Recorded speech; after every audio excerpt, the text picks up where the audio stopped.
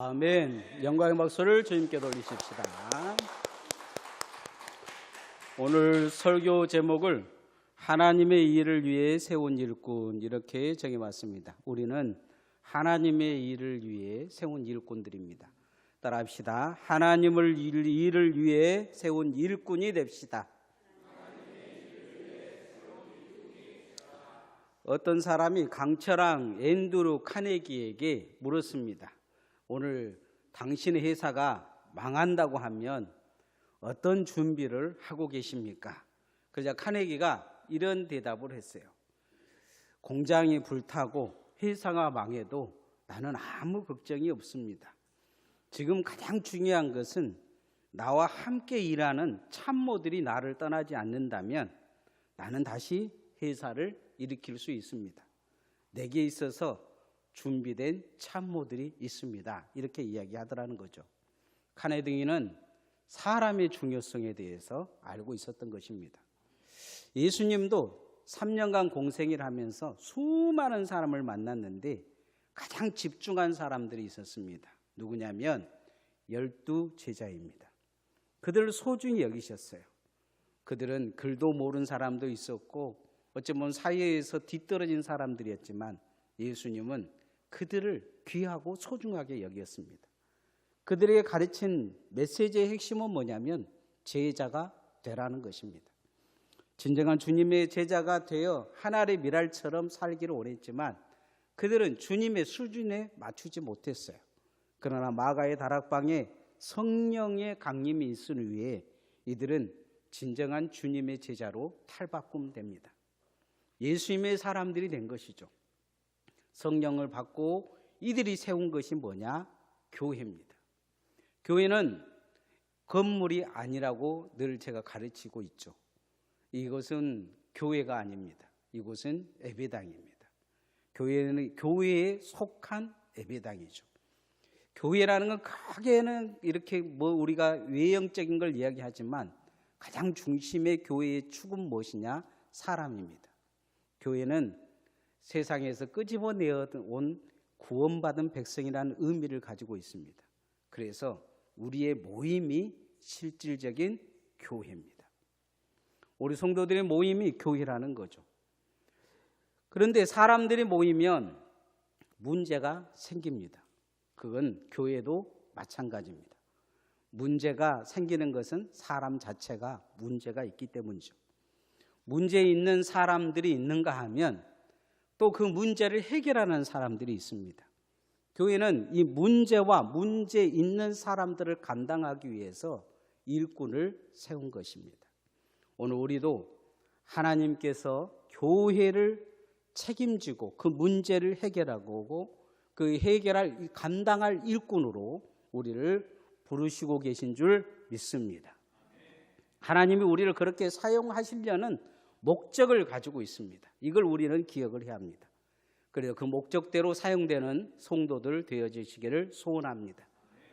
하나님이 일꾼을 세운 주된 첫 번째 목적은 함께 책임을 나누어 가져라는 것입니다. 함께 책임져 줄 일꾼을 세우는 것이죠. 따라합시다. 함께 책임질 일꾼이 됩시다. 어떤 청년이 이 영국에서 제일 유명한 스펄천 목사님에게 가서 그런 이야기를 했어요. 교회가 이런 문제가 있고 저런 문제가 있고 이야기하면서 문제 없는 교회를 좀 찾아달라 이야기를 했어요. 문제 없는 교회. 그래서 이 스펄천 목사님이 나는 모르겠다 하면서 당신이 좀 찾아보고 좀 돌아다니다가 그런 교회 만나면 나에게 알려달라고 했어요. 그러면서 한 가지 자네에게 부탁하고 싶은데 자네는 절대 그 교회 다니지 말게. 그 교회 자네가 다니는 순간 그 교회는 문제 있는 교회가 될 것이다. 이렇게 이야기하는 거죠. 문제 없는 교회가 없다는 거죠. 교회는 자신이 큰 죄인이며 문제의 사람이라는 것을 인식할 때 회개하며 하나님의 일꾼이 될 수 있습니다. 죄와 사망의 문제를 우리가 해결받음을 통해서 주님 앞에 우리가 거듭난 자로 하나님 앞에 구원의 사람으로 오늘 모였지만 그러나 여전히 문제를 안고 있는 사람들입니다. 문제 있는 사람들이 모였기 때문에 교회는 문제가 있습니다. 그러나 그 중에서 문제를 조금씩 해결해 가면서 해결해 줄 수 있는 사람들을, 그 문제 있는 사람과 문제를 관리하기 위해서 일꾼을 세운 것입니다. 이런 일꾼들의 특징이 있어요. 그건 뭐냐면 자기의 신앙은 자기가 책임진다는 거예요. 문제 있는 일꾼들의 특징은 시험 듭니다. 그러나 문제를 해결하는 일꾼들을 보면 어떤 상황에도 잘 흔들리지 않아요. 문제 있는 사람들을 문제 해결하라고 집어넣으면 더 큰 문제를 만들고 분열을 일으킵니다. 그러나 문제를 해결할 능력이 있는 일꾼을 세워놓으면 어떤 상황이든지 그 문제를 해결해 내어놓습니다. 영혼이 죽어갈 영혼도 살려놓습니다. 그래서 그렇게 책임질 수 있는, 자신을 책임지고 남을 책임질 수 있는 사람을 일꾼으로 교회는 세웠습니다. 초대교회였던 예루살렘 교회에도 성장하자 문제가 생겼어요. 아무리 사도들이라도 문제가 있었던 거예요. 사람이 자기 쪽 사람들만 좀 돌본 거예요. 그러자 이 차별받는 사람들이 문제 있다고 제기하자 책임의 한계를 느끼고 책임을 나눠주고 그걸 감당할 수 있는 사람을 세웠는데 그 사람들이 7집사입니다. 모세도 광야에서 똑같은 상황을 경험합니다. 혼자서 200만의 사람들이 오는데 장정만 60만 명인데 20세에서 60세까지. 그러니까 나머지 아이들과 여자들까지 하면 한 200만 명 되겠죠. 그 모습을 이도로가 보고 잠도 못 자고 재판하는 모습을 보고 그건 잘못됐다는 거예요. 이도로가 이것을 보고 모세 혼자 책임질 일이 아니다. 백성들이 언젠가는 한계도 오고 너도 한계가 올 것이다. 그러면서 경고하면서 가르쳐주는 말씀이 있습니다. 출애굽기 18장 18절 말씀 읽어보십시다. 시작. 너와 함께한 이 백성이 필경 기력이 쇠하리니 이 일이 내게 너무 중함이라. 내가 혼자 할 수 없습니다. 혼자 할 수 없다는 거죠. 혼자 할 수. 같이 책임질 수 있는 사람들을 세우라 이야기합니다. 예수님은 우리에게 교회를 맡기신 책임은 엄중하고 무겁습니다. 우리 교회도 이제 일꾼들을 또 세울 것인데 일꾼들은 어떤 사람들을 세워야 되냐? 자기 신앙 책임질 수 있는 사람, 남의 신앙도 책임질 수 있는 사람을 세워야 돼요. 시험 들고 남 흔들어 놓는 신앙은 언제든지 그건 변하지가 않아요. 하나님은 우리를 일꾼으로 세운 것은 교회를 책임지기 위한 것이지 그 사람에게 명예 주려고 한 게 아니에요. 그래서 사람들은 대부분 명예를 얻기 위해서 몸부림을 치는 것을 볼 수가 있어요. 그러면 뭐든지 명예를 얻기 위해서 자기 일을 만들고 문제를 만들 가능성이 많아요. 전에 제가 부목사로 섬겼던 교회가 있었어요. 예배당을 지키기 위해 설계를 끝내고 일꾼들을 뽑았어요. 처음에는 4명의 장로님이 됐으니 교회가 잘 돌아갔어요. 7명의 장로님들을 세워서 은행에서 대출을 받으려고 은행에서 돈을 빌려주겠다는 거예요. 건축이 완전히 끝날 때까지 다 빌려주겠다고 이야기를 했어요. 그래서 건축이 시작이 됐어요.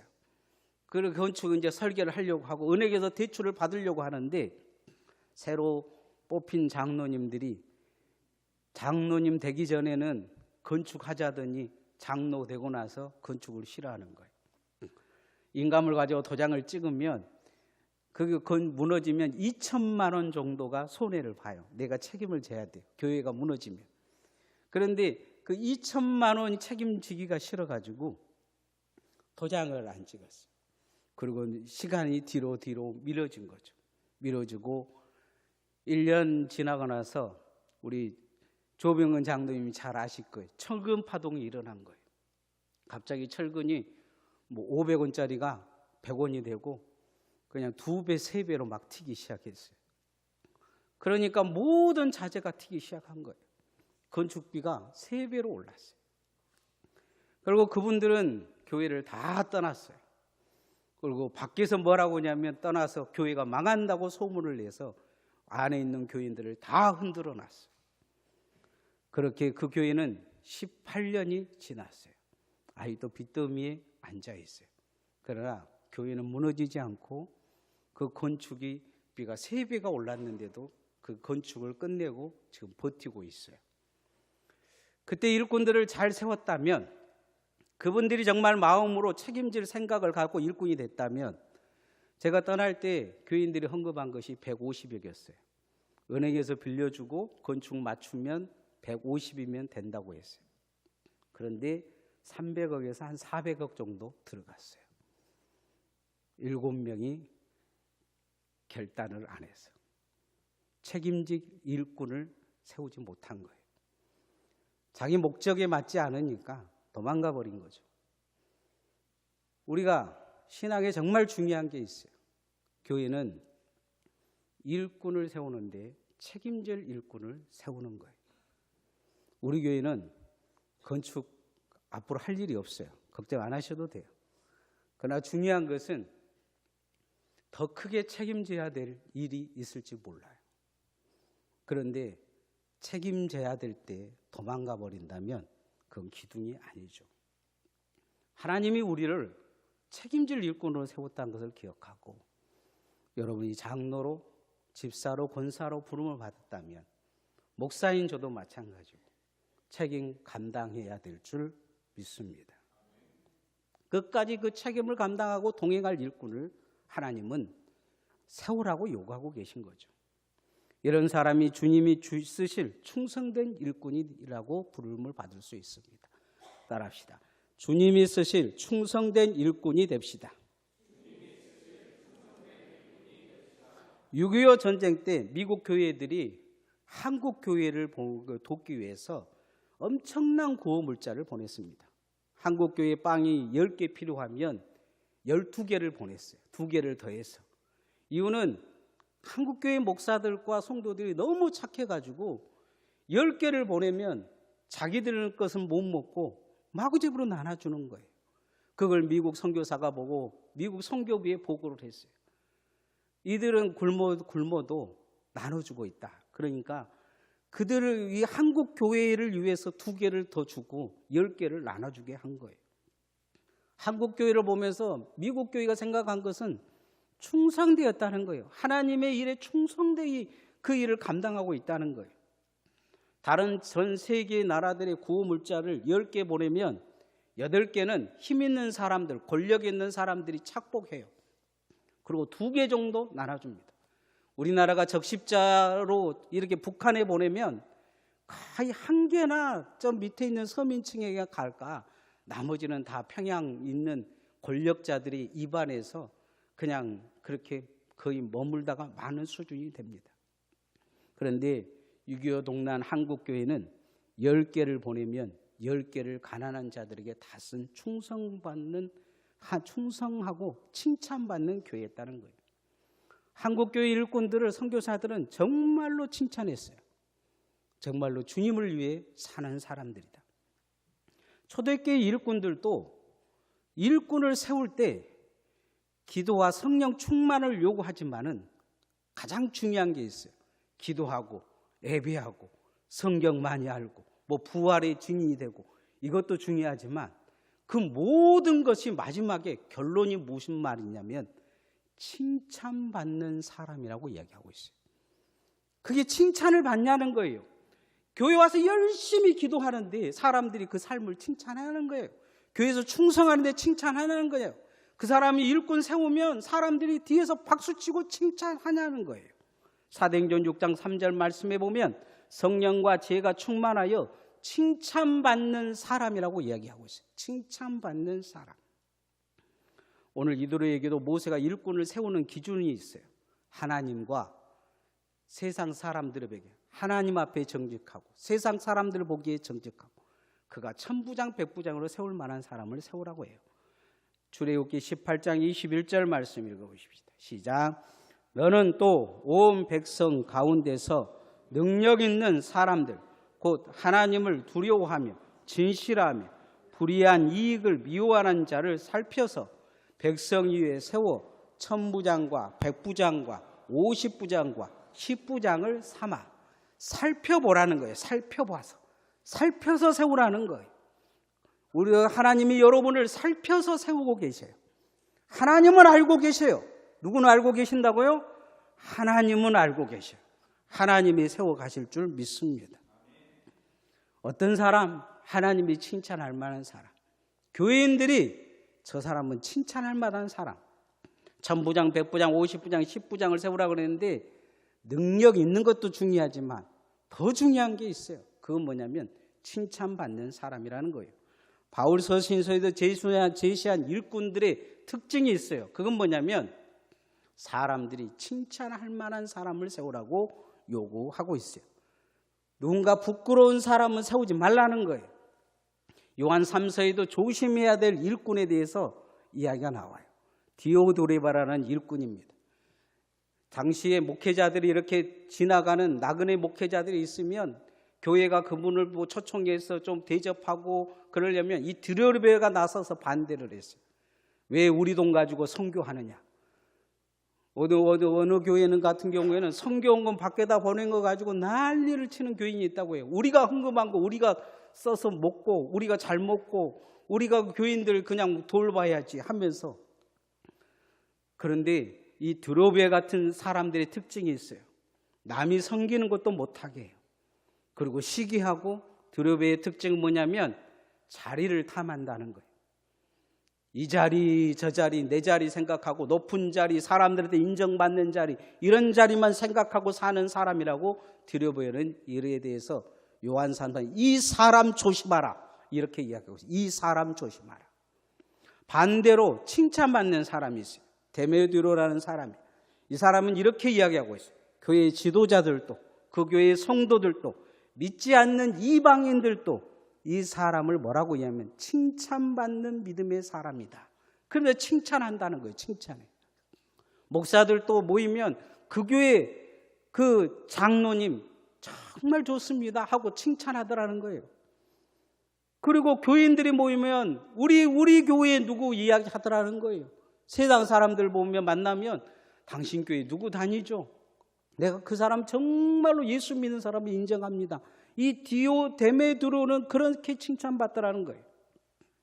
우리가 하나님의 일꾼으로 부름을 받았다면 칭찬받는 일꾼 되어야 될 줄 믿습니다.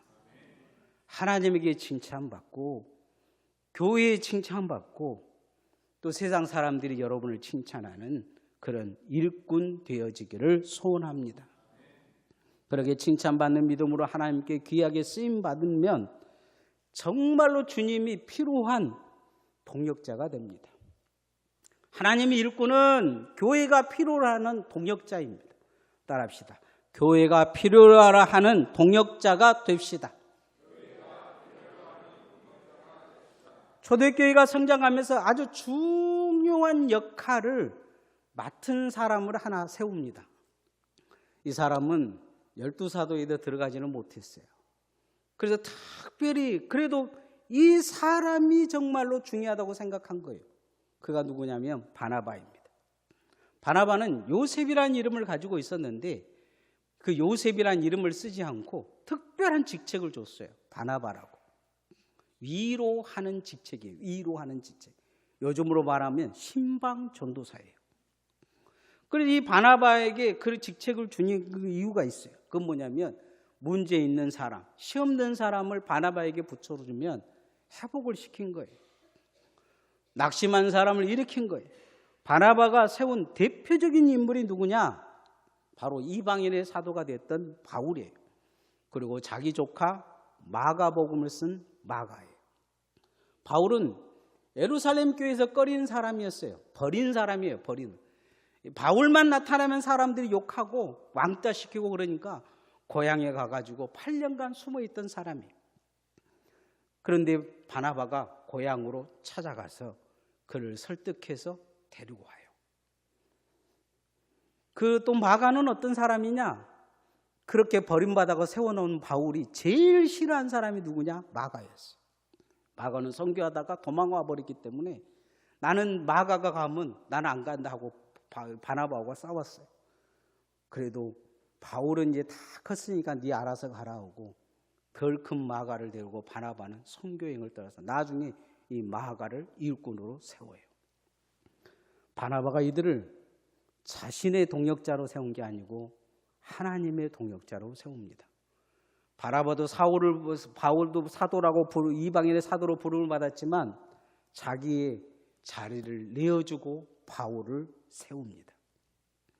바나바는 자신이 주님을 따랐기 때문에 더 큰 것을 쓴 지혜가 총명이 있는 사람이었지만 마가를 통해서 주님의 역사를 기록하게 합니다. 교회는 이런 바나바 같은 일꾼이 반드시 필요합니다.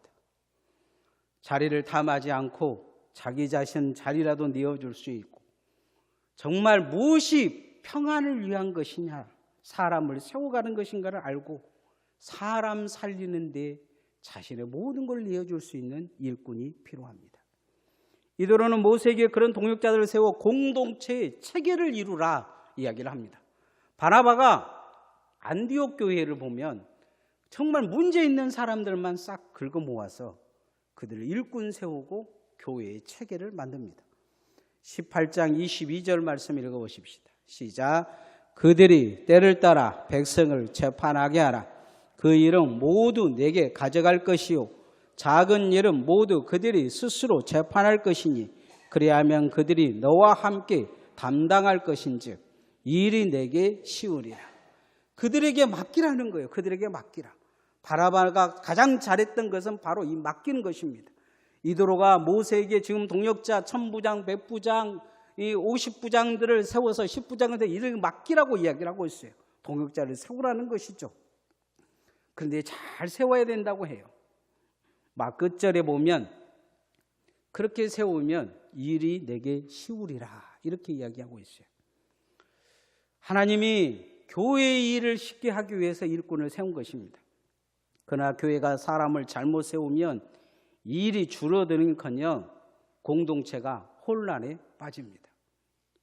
얼마 전에 장로로 임직받은 어떤 분에게 어떤 목사님이 교회 등 좀 하나 갈아달라고 했더니 교회를 나오니만이 그래서 내가 그 목사님에게 그랬어요. 가서 사과하라고.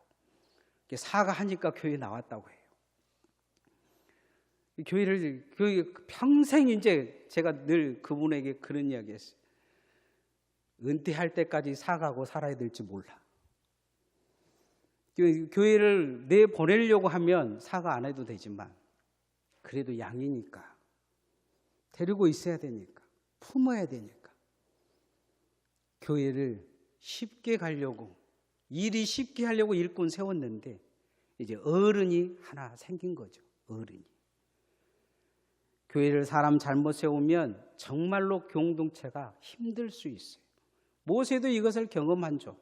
가나안 정탐꾼 중에 12명을 보냈는데 10명이 돌아왔고 하는 말이 정말 하나님이 주신 그 땅은 아름답지만 우리는 그들 앞에 메뚜기 같다. 아무것도 할 수 없다. 부정적인 이야기에서 이스라엘 백성들이 밤새 울물 통해서 40년 동안 광야에서 벗어나지 못하게 만들어버립니다. 고라는 가장 힘든 법궤를 메고 가는 사람이었어요. 어찌 보면 충성하고 헌신한 사람이에요. 고라가 같은 경우에는 다른 사람들은 새벽에 일어나서 밥 챙기고 내 자식 챙겨오지만 고라는 구름이 떠오르면 성막에 달려가서 법궤부터 챙겼어야 돼요. 그 가족들은. 내가 아침을 먹냐 먹냐 보다는 이 법궤를 어떻게 들고 가냐는 거죠. 그런데 그 법궤를 메고 가는데 앞에 모세가 지팡이 하나 딸랑딸랑 들고 걸어가는데 얼마나 꼴보기 싫었겠어요. 자기는 그 무거운 거 메고 가는데 수레도 안 주고 그렇게 메고 가다가 고라가 내가 더 큰 일을 하는데 내가 힘든 일을 하는데 모세 너가 뭐라고 그러면서 250명을 규약을 합니다. 이 250명이 그래 고라 네가 진짜 힘든 일을 하니까 네가 대장 돼야 돼 하고 선동해서 결국 그 모든 가족들이 불 속에 다 죽습니다. 갈렙과 여호수아를 빼놓고 이들은 공동체의 그냥 문제 있는 일꾼들이 되어버립니다. 그러나 초대교회는 달랐습니다. 바나바 같은 일꾼들이 있음을 통해 교회가 아름답게 성장했습니다.